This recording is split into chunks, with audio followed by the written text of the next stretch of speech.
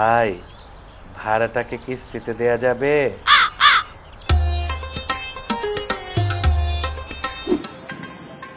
কত মামা? 800 টাকা কেজি। কিস্তিতে দেয়া যাবে?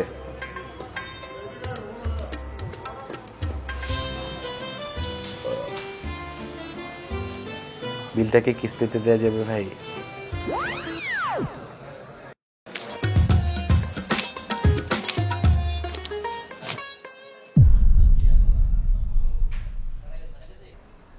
বোরহান ভাই, চিন্তা নাই,